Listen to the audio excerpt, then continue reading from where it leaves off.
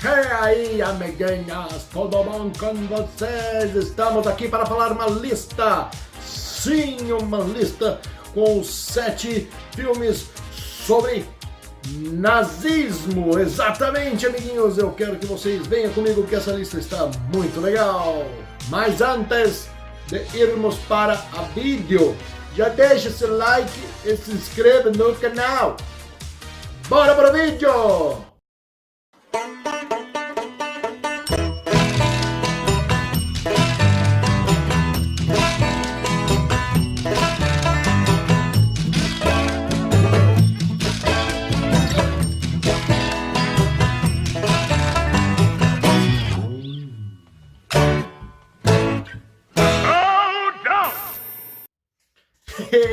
É isso aí, amiguinhos, brincadeirinhas à parte, estamos aqui para fazer uma lista, não quero ser polêmico, mas é uma lista de filmes que abordam o nazismo como um tema de fundo ou até mesmo como tema principal. Exatamente. E eu, como vocês sabem, quando eu faço lista eu gosto de variar um pouco, não só falar de um tipo de filme ali dentro desse tema. Não, eu gosto de colocar filmes que abordam o tema de formas diferenciadas. E eu também não vou falar quem são os melhores, porque eu não vou ser prepotente, não vou ser Hitler e falar pra vocês que os que eu escolhi são os melhores. São 7 filmes que eu gosto e acho que são legais pra entrar nessa lista. Com certeza tem muitos outros filmes que não vão estar aqui hoje, mas nada impede de eu fazer uma parte 2, ou 3 ou até mais. Ok? Mas agora sem mais delongas, vamos direto para o vídeo e vamos começar com ele, um grande aventureiro que acabou em uma de suas aventuras dando de frente com o próprio exército de Hitler. Eita, só falar o nome. Sim, amiguinhos, ele mesmo, Sr. Indiana Jones, exatamente ele, o nosso querido professor de arqueologia aqui também.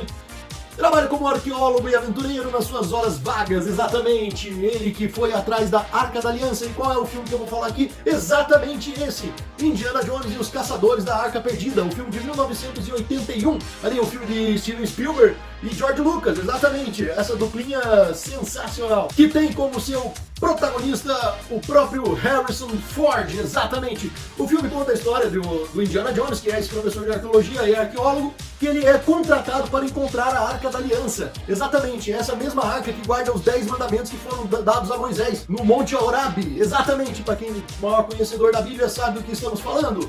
E dizem que esta arca contém o poder divino, exatamente, e o exército que tivesse essa arca em mãos seria indestrutível. E quem fica sabendo disso e vai atrás desta arca? Ele mesmo, cara, o homem do bigode, Adolf Hitler. E é exatamente ele que é o rival de Indiana Jones nessa caçada, literalmente falando. Os Caçadores da Arca Perdida. O filme foi lançado em 1981 e depois dele vieram outras continuações também do Indiana Jones. O Templo da Perdição, A Última Cruzada e O Reino da Caveira de Cristal. Não foi muito bem visto. Mas esse é o nosso primeiro filme falando um pouquinho de aventura quando se trata de nazismo. E saindo de 1981 indo direto para 2009, exatamente, vamos falar dele, aquele diretor que eu tanto amo, já falei várias vezes dele aqui, sim, Quentin Tarantino, e o filme é Bastardos Inglórios, exatamente. Esse filme, ele é sensacional, ele conta a história do Tenente Aldo Raine, vivido por Brad Pitt. Sim, e qual que é a sua missão? Ele é encarregado de reunir uma tropa, um grupo de elite de soldados judeus. E qual que é a missão deles? Matar o máximo de soldados nazistas da forma mais cruel possível, imaginável. E paralelo com essa missão suicida dessa turminha do mal, estaremos acompanhando Shoshana, que após ver a sua família ser executada, ela viaja para Paris, se disfarça lá e vai trabalhar como uma assistente ali do cinema, como uma dona do cinema, para executar um plano. E quem matou sua família foi o coronel nazista Hans Landa, o Christopher Waltz. Esse cara é foda, ele é bom, o cara é bom. E, meu, a escalação dele... That's a bingo! Caiu como uma luva no papel. Ele ficou sensacional e o filme inteiro é insano. Porque ele está aqui como um filme diferenciado? Porque ele não só se trata da guerra em si, mas ele trata essa guerra de uma forma completamente diferente, tipo, pela visão de um grupo de soldados judeus que caçam nazistas. Isso é completamente diferente de tudo que a gente é acostumado a ver. E esse filme também tem um diferencial, cara. Se você não gosta de spoiler, eu vou fazer um tchauzinho aqui a hora que eu acabar. Então você já pode abaixar o volume rapidinho, ok? Achou? Eles matam Adolf Hitler, exatamente! Esse filme ele é tão sem noção, cara, que eles mudam completamente o rumo da história. Eles conseguem não só vencer os nazistas, mas eles matam o próprio Führer. Exatamente, cara. Eles conseguem matar o Hitler dentro do cinema, botando fogo ali com a ajuda da Xoxana, botando fogo no cinema e matando aquele bando de nazistas, a ordem suprema deles lá, inclusive o próprio Führer. Agora que você já saiu do silencioso, podemos partir para o próximo filme, que é nada mais nada menos do que de Roman Polanski. Essa lista, meu irmão, tá boa. Olha, já tivemos aqui Spielberg, já tivemos Tarantino e agora Roman Polanski. O que mais você quer? Que lista melhor que essa? É impossível. E vamos falar de um filme que eu gosto muito. Ele se chama O Pianista. Esse filme, cara, ele vai mostrar aqui o nazismo de uma forma, mostrando a visão de um fugitivo, certo? Ele que é um judeu, que é o Władysław Szpilman, exatamente, vivido por Andrew Brody. Esse filme de 2002, ele conta ali a história de um pianista que interpretava músicas clássicas em Varsóvia, ali numa rádio local, quando as primeiras bombas caíram durante a guerra, em 1939. Aí, com a invasão alemã, foi ali na Segunda Guerra Mundial, começaram também as restrições ao povo judeu, aí foi onde foi fundado o gueto de Varsóvia, onde fizeram todo o muro de Berlim, toda aquela história. Enquanto isso, ele foi fugindo de campos de concentração e se refugiou em ruínas de cidades que sobreviveram ali ainda, sobreviveram entre aspas, né, eram ruínas ali. E ele acabou vivendo ali, se escondendo, e ele vendo os horrores da guerra passar por ele. Enquanto isso, ele simplesmente foi sobrevivendo. Então agora eu vou fazer um pequeno spoilerzinho. Então, já sabe, né? Spoiler, quando eu avisar, levantar a plaquinha, você aumenta o som de novo. Ele entra numa casa para se esconder da guerra, exatamente, para fugir dos soldados nazistas que de tempos em tempos passam pela cidade fazendo um pente fino para encontrar as pessoas que estão se refugiando lá e matando elas. Porém, ele encontra um cara que já tinha visto ele tocar, entendeu? E ele fala, pô, toca um piano pra mim. Tipo, já tava a guerra, já tava meio que no final, e o cara já meio desacreditadão lá e tal, ele fala, ó, toca um piano aí pra mim. Aí, pá, com muita força, com muita dor nos dedos, ele consegue tocar, e o cara se impressiona muito e acaba voltando várias vezes lá, várias vezes pra ver ele tocar. E esse cara, que era do alto escalão alemão, acaba ajudando ele a sobreviver. E ele consegue passar pela guerra e se tornar um grande sobrevivente. E ele passou por horrores na guerra, né? Que a sua família foi levada para campos de concentração, tudo mais. Ele sobreviveu e em prédios abandonados até que a guerra acabe, né? Muito, muito bom. Agora, eu vou me manter ali no Spielberg ali, tá? Porque, como um bom judeu, ele sabe muito bem falar do tema. E esse filme é um filme que eu não posso deixar de fora dessa lista, porque se trata de uma outra visão. Ele é um cara oportunista, ele era um cara ali simpático, sedutor, envolvido com o mercado negro, e ele era muito bem visto pelos nazistas, ele era muito bem envolvido com o alto escalão nazista, que inclusive isso o impediu de ser preso algumas vezes, e também estamos falando de fatos reais, exatamente, esse filme também é baseado em fatos reais. Que esse cara, apesar de ter tantos defeitos, ele amava o ser humano. Exatamente. Isso acabou que ele usou toda a sua influência para salvar mais de 1000 judeus do campo de concentração. Exatamente. Ele os cadastrava como funcionários. Por serem funcionários, eles não poderiam ser presos. Então, ele fazendo essa lista, literalmente, de funcionários, ele conseguia impedir que essas pessoas fossem levadas pelo regime nazista para os campos de concentração. E esse filme também tem ali uma cena muito clássica da criancinha correndo, porque se você não sabe, o filme é inteiro em preto e branco. Apesar de ser um filme de 1993, Spielberg optou por fazer o filme inteiro em preto e branco, que era para causar, eu acho que essa agonia no espectador, porque ele é um filme bem sombrio, né, porque conta a história ali do Holocausto, dos campos de concentração, tudo mais, de uma forma bem rústica, bem fiel. Então, para mostrar a esperança no meio da guerra, tem uma menininha que passa com um vestidinho, uma blusa vermelha. E a única coisa colorida que tem no filme inteiro é a blusa da menina passando de vermelho.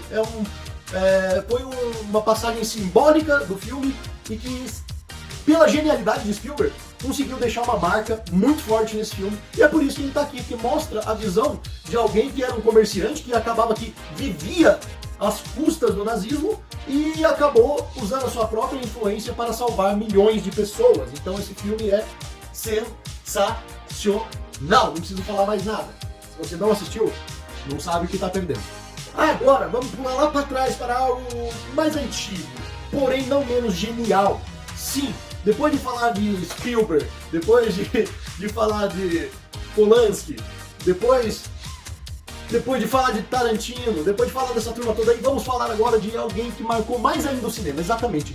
Charles Chaplin em O Grande Ditador, de 1940. Esse filme que foi extremamente criticado, foi um filme que na época causou um rebuliço enorme na história do Charles Chaplin, que foi tipo assim, meio que quase causou uma decadência na história dele. Ele foi muito discriminado por causa desse filme, porém o filme é genial. Até hoje marcou o cinema de forma a ser uma cicatriz difícil de se curar. Exatamente, O Grande Ditador.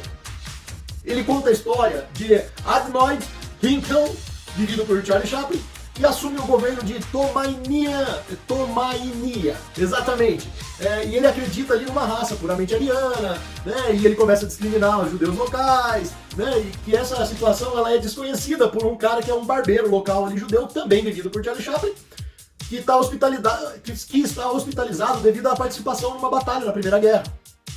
E quando ele recebe alta, ele acaba sofrendo uma amnésia, porque não se lembra do que aconteceu, mas ele também é perseguido por ser judeu. E lá ele vai viver no gueto, se apaixona e a vida deles é monitorada pela guarda do Hinkel, que no caso seria uma sátira do próprio Adolf Hitler. Que este insano ditador, ele tem planos de dominar o mundo. E o seu próximo passo seria invadir ali Österreich, né? É um país vizinho.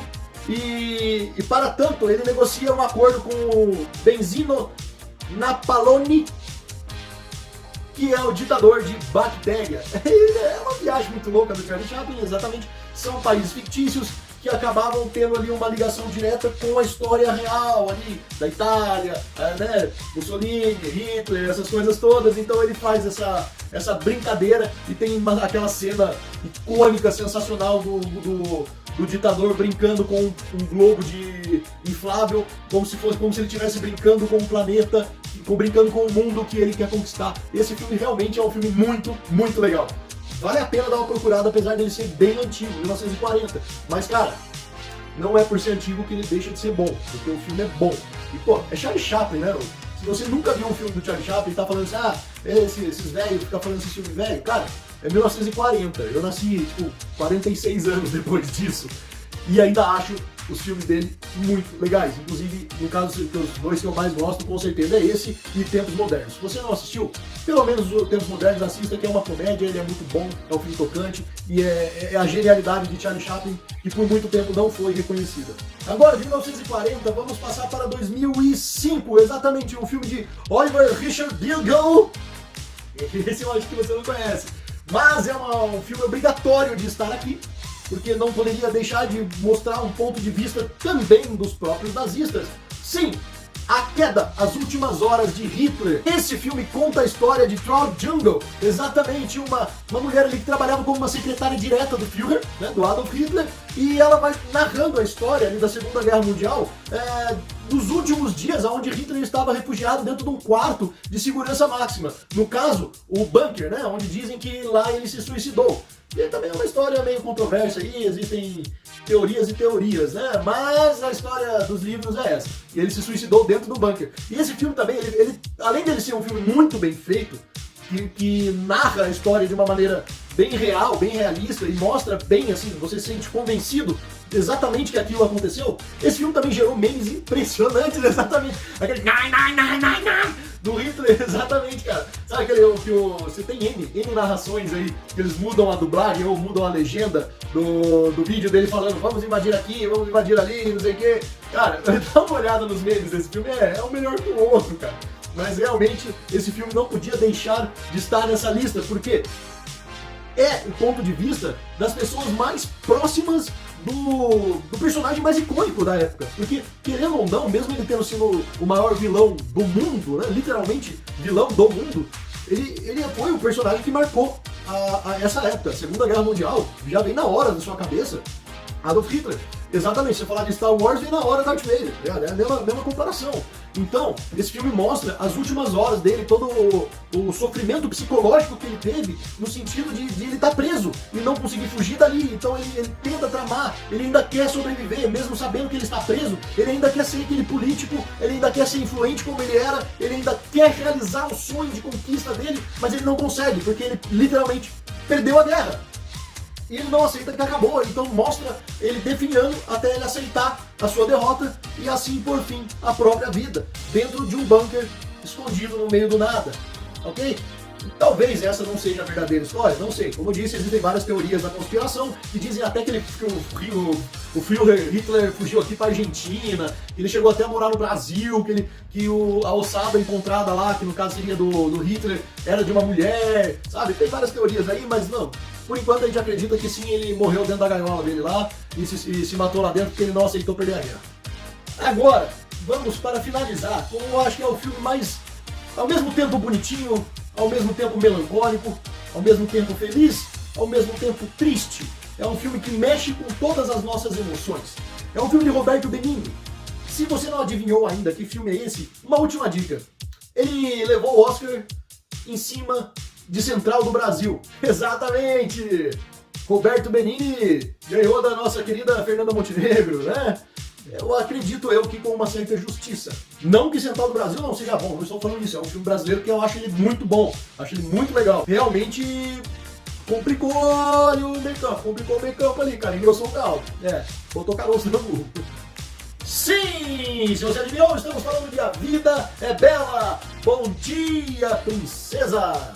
Esse filme conta a história do judeu Guido, vivido pelo próprio Roberto Benigni. Exatamente, ele e seu filho Josué, eles acabam, durante a Segunda Guerra, quando começa ali o gueto de Varsóvia, aquelas coisas todas, campo de concentração, tudo isso que acontece em todos os outros filmes. O diferencial desse filme é, ele vai para um campo de concentração junto com o seu filho, exatamente, seu filhinho pequenininho. E se você não assistiu esse filme ainda, eu não sei se isso é um spoiler ou se é só a sinopse do filme, mas se você não quiser ouvir agora, já sabe, né?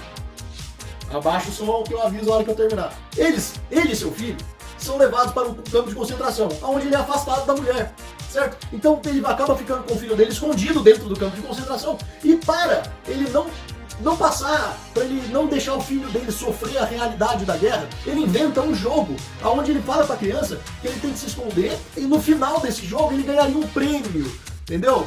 Ele levaria um tanque de guerra de verdade, porque eles viram vários tanques passando e tal. Eu vou evitar de dar o spoiler máximo, mas quem assistiu sabe o que vai acontecer. Então, ele vai se escondendo o filho dele dentro do campo de concentração, e enquanto ele está sofrendo os horrores da guerra, ele olha sorrindo para o próprio filho, usando a imaginação da criança para que ela não viva os horrores da guerra, cara. Esse filme é tocante, é pesado, ao mesmo tempo que ele é lindo, ele é bonito, que você vê a ingenuidade da criança e você vê o medo do pai dessa criança sofrer os horrores da guerra, porque ele sabe o que pode acontecer com essa criança se por um acaso ela for pega. Então esse molequinho, ele vive aquilo como se ele estivesse brincando, o pai dele transforma aquilo numa brincadeira, enquanto ele vai tentando na sua maciota, que ele é todo malandrão, todo, né, tem uma lábia legal, ele vai tentando uma maneira de conseguir sair dali.